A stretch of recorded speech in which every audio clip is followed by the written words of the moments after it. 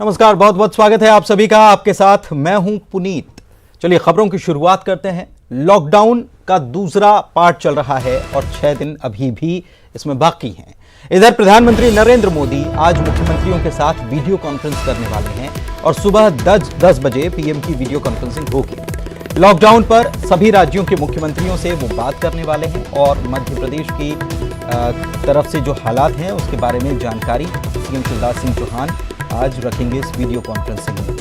कई मुद्दों पर अपनी बात सीएम रखने वाले हैं। खास तौर पर मध्य प्रदेश की अगर बात की जाए तो इंदौर, भोपाल, उज्जैन, खरगोन, ये जो क्षेत्र हैं, यहाँ पर जो हालात हैं, जबलपुर में भी जिस तरीके से अचानक से मामले बढ़े हैं, तो इन सारे मुद्दों पर मुख्यमंत्री अपनी बात रखने वाले हैं। उधर छत्तीसगढ़ की अगर बात की जाए तो छत्तीसगढ़ में स्थिति कंट्रोल में है। एम्स के जो स्टाफ को लेकर रिपोर्ट्स थी वो सारी निगेटिव आई हैं और ये अच्छी खबर है। 5 मरीजों का इलाज रायपुर एम्स में चल रहा है। तो आज वीडियो कॉन्फ्रेंसिंग मुख्यमंत्रियों के साथ प्रधानमंत्री करने वाले हैं और सभी राज्यों के मुख्यमंत्रियों से जो हालात हैं उस पर वो चर्चा करने वाले हैं कि क्या हालात हैं, क्या लॉकडाउन पार्ट 3 करने की जरूरत है या लॉकडाउन अगर 2 खत्म होगा तो इसके बाद कैसे खोला जाएगा उसे, क्या धीरे धीरे करके कहां किन किन सेक्टर्स में छूट दी जाएगी। इन सारे मुद्दों पर चर्चा होने वाली है और विनीत हमारे सहयोगी दिल्ली से हमारे साथ जुड़े हुए हैं, उनसे जानकारी लेते हैं। विनीत, आज प्रधानमंत्री सभी राज्यों के मुख्यमंत्रियों के साथ वीडियो कॉन्फ्रेंसिंग करने वाले हैं और आज तय हो जाएगा कि पार्ट 3 होगा लॉकडाउन का या नहीं होगा। अगर होगा तो उसका स्वरूप कैसा होगा, किन क्षेत्रों में होगा, या फिर अगर छूट मिलेगी तो किन किन क्षेत्रों में कैसे कैसे छूट दी जाएगी लॉकडाउन को लेकर। जी निश्चित तौर पर पुनीत, मैं आपको बताना चाहूंगा कि अब से थोड़ी देर बाद जब प्रधानमंत्री नरेंद्र मोदी वीडियो कॉन्फ्रेंसिंग के माध्यम से सभी से बात करेंगे, सभी मुख्यमंत्रियों से बात करेंगे, तो निश्चित तौर पर उनसे राय पूछेंगे कि आखिरकार लॉकडाउन को लेकर के उनकी क्या राय है। इसके साथ ही साथ मैं आपको बताना चाहूंगा कि कई जो चीफ मिनिस्टर्स हैं, जैसे कि आपने बात की छत्तीसगढ़ की बात की, छत्तीसगढ़ में जो है स्थिति नियंत्रण में है, तो उनसे वो अपने अनुभव भी शेयर करेंगे कि आखिरकार उन्होंने कौन कौन से मेजर्स अपनाए, किस तरह से मेजर्स अपनाए कि वो वहां पर स्थिति जो है लॉ है वो नियंत्रण में। तो निश्चित तौर पर जब भूपेश बघेल अपनी बात रखेंगे तो वो अपनी स्थिति भी बताएंगे, अपने अनुभव भी बताएंगे। साथ ही साथ जब मध्य प्रदेश के मुख्यमंत्री शिवराज सिंह चौहान अपनी बात रखेंगे तो निश्चित तौर पर वो उन कदमों के बारे में चर्चा करेंगे जो वो उठा रहे हैं और वो आगे की स्थिति भी जो है वो भी साफ करेंगे कि आखिरकार वो क्या चाहते हैं। क्या वो चाहते हैं कि प्रदेश में जो लॉकडाउन है वो पूरी तरह से लगा रहे या फिर आंशिक लॉकडाउन जो है वो लगा रहे। इसके साथ ही साथ मैं आपको बताना चाहूंगा पुनीत, जिस तरह से लगातार बात हो रही थी, सरकार जो है वो 3 जोन में कोरोना में के जो क्षेत्र हैं उन्हें बांटने के बारे में बात कर रही थी, green zone, red zone, yellow zone. क्या उस कॉन्सेप्ट पर आगे बढ़ा जाएगा। इसके साथ ही साथ मैं आपको बताना चाहूंगा कि जब हम लगातार स्वास्थ्य मंत्रालय और गृह मंत्रालय की प्रेस कॉन्फ्रेंस सुन रहे थे, वहां पे लगातार कहा जा रहा है कि लगभग 80 ऐसे जिले हैं जहां पिछले 14 दिन से या फिर उनसे अधिक दिनों से कोई भी कोरोना का जो पेशेंट है वो सामने नहीं आया है।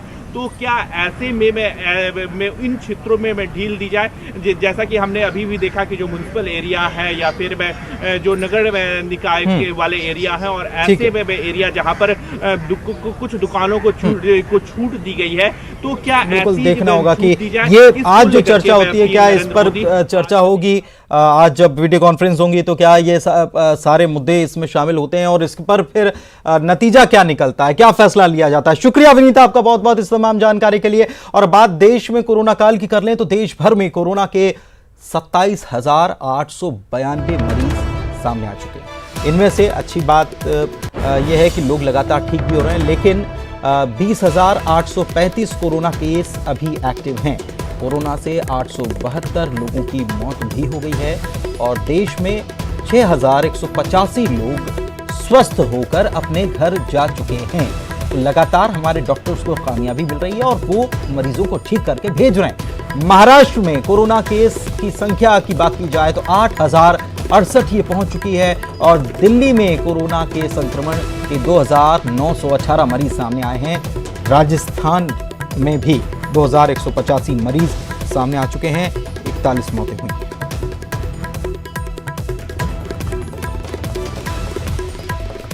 तो 6,885 लोग ठीक होकर अपने घर जा चुके हैं और डॉक्टर्स की टीम लगातार कोशिश कर रही है कि जल्द से जल्द मरीजों को ठीक करके भेजा जा सके। लेकिन कुल केस की संख्या की अगर बात कर ली जाए तो 27,892 केस हैं, एक्टिव केस 20,835 हैं, 6,185 लोग ठीक हो चुके हैं और 800 लोग से ज़्यादा लोग जो हैं अपनी जान गंवा चुके हैं। और मध्य प्रदेश की बात कर लेते हैं तो मध्य प्रदेश में कोरोना का कहर जारी है। कोविड का ग्राफ तेजी से बढ़ता जा रहा है। मध्य प्रदेश में अब तक 2,131 कोरोना के केस सामने आ चुके हैं और 352 लोग इसमें स्वस्थ भी हो चुके हैं। हालांकि 109 लोगों की जान जा चुकी है। इंदौर में अगर बात कर ली जाए पॉजिटिव केसों की तो 1,207 पॉजिटिव केस अभी तक सामने आ चुके हैं और यहां पर 60 लोगों की मौत हो चुकी है। 60 लोगों ने अपनी जान गंवा दी। 132 मरीज ठीक होकर घर जा चुके हैं। भोपाल की बात कर ली जाए तो यहां पर संख्या बढ़कर 405 पहुंच चुकी है और यहां 10 लोगों की इसकी वजह से जान जा चुकी है। 135 मरीज स्वस्थ हो चुके हैं।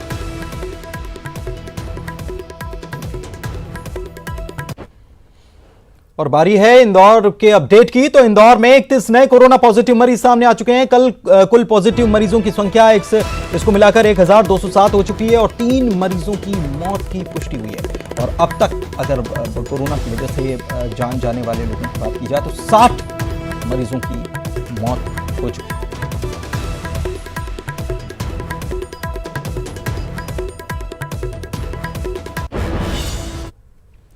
इधर ग्वालियर से भी आपको जानकारी दे दें कि 24 घंटे में कोरोना संदिग्ध 2 लोगों की मौत हो गई है। जय आरोग्य अस्पताल के आइसोलेशन वार्ड में इनकी मृत्यु हुई है। ग्वालियर निवासी सायरा बेगम की मौत हुई है और मुरैना के रहने वाले 2 साल के बच्चे ने भी दम तोड़ दिया। दोनों का कोरोना टेस्ट हुआ था। जांच रिपोर्ट इनकी आना बाकी थी और रिपोर्ट आने तक परिजनों को इनके शव सौंपे भी नहीं जाएंगे। अगर रिपोर्ट इनकी पॉजिटिव आती है तो उसके बाद किस तरीके से शवों का अंतिम संस्कार करना है वो भी तय किया जाएगा, लेकिन इसके पहले तक शव नहीं दिए जाएंगे जब तक रिपोर्ट नहीं आ जाती। और ये ग्वालियर से आपको खबर बता रहे हैं, ये कोरोना संदिग्ध थे।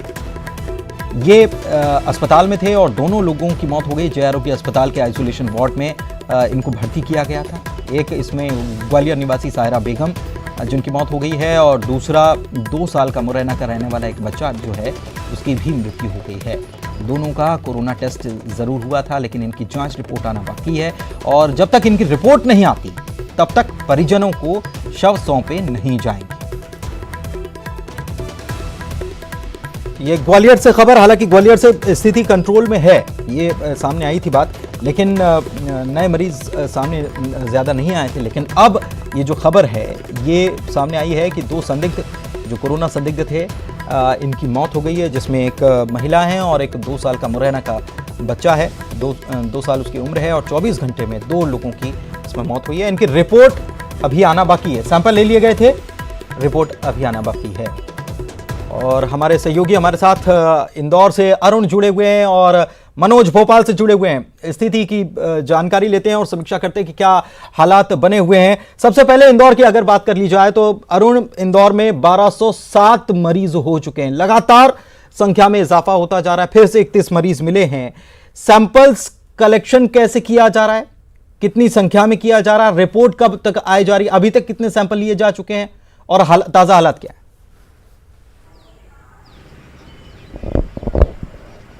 देखिए 298 सैंपलों की कल जांच की गई थी, जिसमें से 31 पॉजिटिव आए हैं, बाकी सैंपल्स हैं वो नेगेटिव आए हैं। तो 1207 अभी तक मरीज पॉजिटिव आ चुके हैं। लेकिन सबसे बड़ी बात जो खुशखबरी है वो ये है कि प्लाज्मा थेरेपी से इंदौर में इलाज शुरू हो गया है। अरबिंदो अस्पताल में 2 मुस्लिम डॉक्टरों ने अपना प्लाज्मा दान किया है, जो 3 लोगों को चढ़ाया गया है। 3 से 5 दिन तक उनका ऑब्जर्वेशन का पीरियड है। अगर वो मरीज ठीक हो जाएंगे तो एक बड़ी कामयाबी है इंदौर के लिए कि प्लाज्मा थेरेपी से अब यहाँ पर इलाज किया जाएगा। तो अरबिंदो अस्पताल ने इसकी शुरुआत कर दी है और अब 2 से 3 दिन में पता लग जाएगा। अगर उनके मरीजों में सुधार होगा तो तो फिर प्लाज्मा थेरेपी काफ़ी कारगर यहाँ पर मानी जाएगी। साथ ही अगर मौतों की बात की जाए तो 60 लोगों की यहाँ पर मौत हो गई और ऐसा माना जा रहा है कि जिस तरह यहाँ मौतों का आंकड़ा बढ़ रहा है उसमें वुहान जैसा वायरस की आशंका जताई जा रही है। जो एल स्ट्रेन वायरस है सबसे खतरनाक माना जाता है, उसकी आशंका जताई जा रही है, जिसकी वजह से इंदौर में इतनी ज़्यादा मौतें हो रही हैं। क्योंकि भोपाल में सिर्फ 10 मौतें हुई हैं, यहाँ पर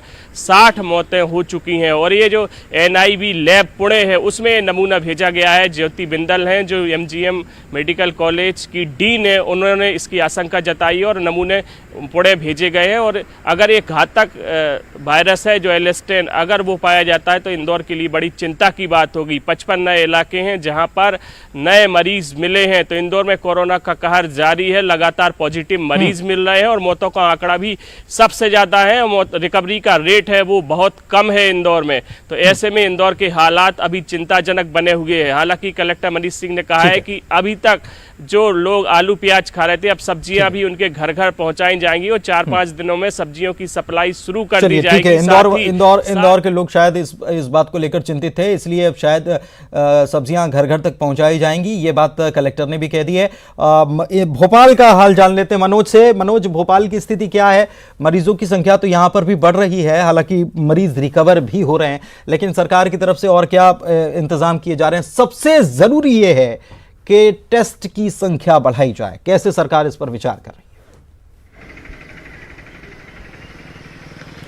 जी बिल्कुल, लगातार यही कोशिश की जा रही है कि इंदौर के साथ भोपाल में जो जांच की जो गति है उसमें बढ़ाई जाए और जो सैंपल की जो संख्या है उसको भी बढ़ाया जाए। ये कोशिश लगातार की जा रही है, लेकिन राजधानी भोपाल में लगातार जो है पॉजिटिव मरीजों की संख्या बढ़ती जा रही है और करीब 405 तक ये आंकड़ा पहुंच चुका है। 10 लोगों की मौत इसमें हो चुकी है और हैरत की बात है कि जिन लोगों की मौत हुई है उसमें 7 जो है गैस पीड़ित मरीज बताए जा रहे हैं जिनकी मौत हुई है। इसके अलावा 100 के करीब जो है मरीज जो है स्वस्थ होकर लौटे हैं और ये कोशिश की जा रही है कि जो जांच की गति है उसको बढ़ाया जाए, क्योंकि अभी जो जांच की जा रही है वो उन लोगों की जा रही है जो कि पॉजिटिव मरीज के संपर्क में पहले आए हैं।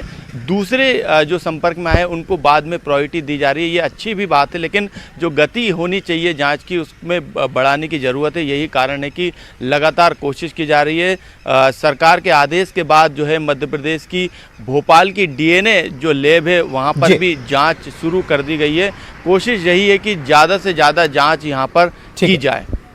बहुत बहुत शुक्रिया आपका इस तमाम जानकारी के लिए। अरुण, आपका भी बहुत बहुत शुक्रिया। आप इंदौर पर नजर लगातार बनाए रखें। आगे बढ़ते हैं। भोपाल से खबर अपने दर्शकों को बता दें, लॉकडाउन की वजह से बाहर फंसे लोगों की वापसी होगी।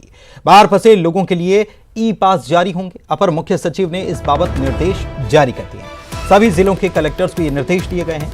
आवेदन पर ई-पास जारी किया जाएगा और आपात स्थिति में ही ये पास जारी होगा। तो ये बड़ी खबर आपको बता रहे हैं कि जो लोग फंसे हुए हैं बाहर और वो आना चाहते हैं, अपने प्रदेश में वापसी करना चाहते हैं और बहुत ज़्यादा ज़रूरी है, तो उनके लिए एक पास जारी होगा, ई-पास ये होगा और इसके लिए बाकायदा आपको अप्लाई करना होगा। अपर मुख्य सचिव ने इसके निर्देश जारी कर दिए हैं। सभी जिलों के कलेक्टर्स को ये निर्देश दे दिए गए हैं कि आवेदन कोई करता है तो इस पर ई-पास जारी किया जाएगा। हालांकि परिस्थितियां सारी चीज़ें देखी जाएंगी, उसके बाद ही ये ई-पास जारी किया जाएगा और आपात स्थिति में ये पास जारी होगा।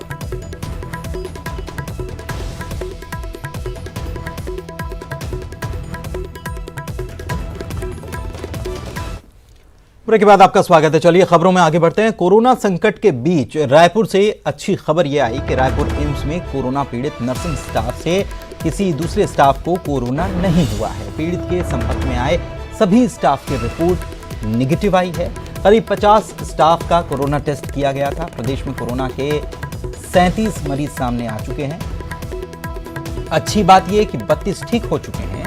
प्रदेश में फिलहाल कोरोना के एक्टिव मरीजों की संख्या 5 है और इनमें 4 कटघोरा के रहने वाले हैं और सबकी स्थिति अभी सामान्य बनी हुई है।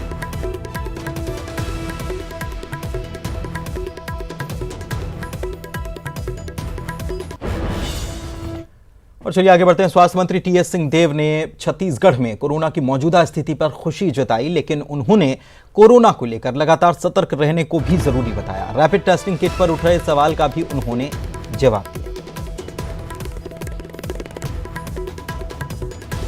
हमारे साथ में स्वास्थ्य मंत्री टी.एस. सिंहदेव जी हैं, उनसे जानिए किस तरह जो स्वास्थ्य की जो सेवाएं हैं वो किस तरह से लग रहा है कोरोना को लेकर किस तरह की जो है आपकी तैयारियां हैं उसको लेकर।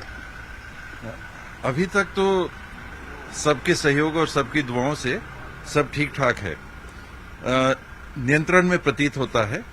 37 लोग अभी तक हमारे प्रभावित हुए हैं, जिसमें 32 लोग डिस्चार्ज हो चुके हैं, 5 लोग अस्पताल में हैं। एक गर्भवती महिला जो हैं उनको हम लोग क्लोजली वॉच कर रहे हैं। उनके काउंट्स बढ़ तो नहीं रहे हैं लेकिन घट भी नहीं रहे हैं उतना। तो एक गर्भवती महिला है उनको देखना पड़ रहा है और 4 अन्य जो हैं उनकी स्थिति जो भर्ती हैं वो लगता है कि संतोषजनक है। जिस तरह से लगातार यहाँ पर स्थिति अच्छी बनती जा रही है उसके पीछे क्या वजह मानते हैं? इसमें लोगों की जागरूकता, देखिए गांव-गांव में लोगों ने एक तरह से बैरियर बना दिए कि कोई गांव में नहीं आएगा, कोई गांव के बाहर नहीं जाएगा। तो बड़ा हिस्सा छत्तीसगढ़ का तो गांव में है। शहरों में हम मान सकते हैं कि लोगों ने कुछ अनुशासन भी पालन किया, कुछ हम लकी रहे कि बाहर से उतने लोगों का शायद आना जाना ना रहा हो, और जो आए उन्होंने पहले ही आके या तो बता दिया या वहां तक प्रशासन पहुंच सका। जो सूची बनाई गई थी तो बिना लोगों के आए विभाग वहां तक गया। 4000 में से 2800 का टेस्ट भी हो गया। तो इधर दुर्ग में आगरा से भिलाई पहुंचे 12 बीएसएफ जवानों को क्वारंटीन किया गया है। आइसोलेशन वार्ड में जांच के बाद इन्हें शिफ्ट किया गया है। इन जवानों की ट्रैवल हिस्ट्री भी अब खंगाली जा रही है।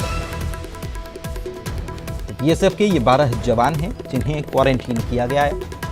आगरा से ये लोग भिलाई पहुंचे हुए बीएसएफ के जवान और इन पर नजर रखी जा रही है।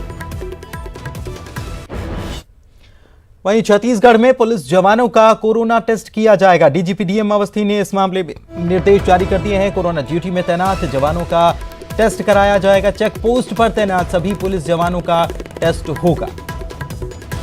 जो कोरोना वॉरियर्स जो लगातार तैनात हैं आपकी हमारी सभी की सुरक्षा के लिए छत्तीसगढ़ में उनका टेस्ट होगा। पुलिस जवानों का टेस्ट कराया जाएगा। खासतौर पर चेक पोस्ट पर जितने भी पुलिस जवान तैनात हैं, पुलिसकर्मी तैनात हैं, उनका टेस्ट कराया जाएगा।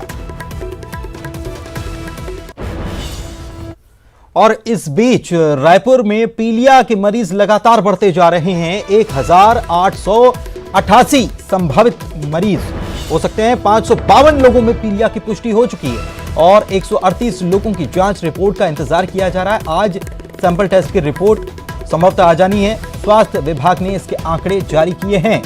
ममता हमारी सहयोगी हमारे साथ फोन लाइन पे जुड़ी हुई हैं, उनसे बात करते हैं। ममता, लगातार एक तरफ कोरोना से लड़ाई चल रही है तो दूसरी तरफ छत्तीसगढ़ में राजधानी रायपुर में पीलिया के मरीजों की संख्या बढ़ रही है। ऐसे में कैसे निपटा जा रहा है? स्वास्थ्य विभाग क्या कर रहा है? और लोगों को स्वच्छ पेयजल, क्योंकि पीलिया का मामला पहली दफा नहीं है, इसके पहले भी कई बार छत्तीसगढ़ की राजधानी पीलिया का हाहाकार देख चुकी है। बिल्कुल, देखिए हर साल जब गर्मी का समय आता है तो इसी तरह की स्थिति हो जाती है और पीलिया को लेकर लगातार जिस तरह से मरीज बढ़ रहे हैं वो जाहिर तौर पर चिंताजनक स्थिति है। और इस पर जो है एक तरह से कहा जाए तो अब असर इस तरह से है कि स्वास्थ्य विभाग किस तरह से इन चीजों को टैकल करता है। और लगातार अगर हम बात करें तो पहले ये होता था कि जब जॉन्डिस होता था तो उसको लेकर ये कहा जाता था कि लोगों ने गन्ने का रस पी लिया, जो खुले में चीजें जो मिलती हैं उसे खा लिया, उसे पी लिया, तो उसके चलते कंट्रोल नहीं हो रहा है। लेकिन अभी तो लॉकडाउन के चलते ये स्थिति भी नहीं बनी हुई है। तो जाहिर तौर पर कहीं ना कहीं ये है कि लोगों के घरों तक जो पानी जा रहा है, पूरा जो जल स्रोत है वो बुरी तरीके से डैमेज हो चुका है। और इसको लेकर अब देखना यह है कि इसको किस तरह से कंट्रोल किया जाता है। और लगातार पाइपलाइंस बदली तो जा रही हैं, ये भी है, और नए नए तरीके से जो उपाय हैं वो किए जा रहे हैं। लेकिन उसके बाद भी जो मुश्किलें हैं वो कम होने का नाम नहीं ले रही है। देखना यह है कि पूरे मसले पर लेकर महापौर और की क्या कवायद रहती है, स्वास्थ्य विभाग की क्या कवायद रहती है, लेकिन ये जरूर है कि आम आदमी तो परेशान है। जी, शुक्रिया आपका इस जानकारी के लिए। तो आम आदमी परेशान है, लेकिन अब देखना होगा कि क्या कवायद की जा रही है। हालांकि ये बात ज़रूर है कि पाइपलाइन को बदला जा रहा है, लेकिन हर साल राजधानी रायपुर में पीलिया के मरीजों की बड़ी संख्या सामने आती है और 1888 संभावित मरीज रायपुर में पीलिया के हो सकते हैं जॉन्डिस के। वहीं संघ प्रमुख मोहन भागवत ने कहा है कि कोरोना संकट को अवसर बनाकर नया भारत गढ़ना है। उन्होंने इसको अवसर बताते हुए नए भारत के गढ़ने की बात कही है।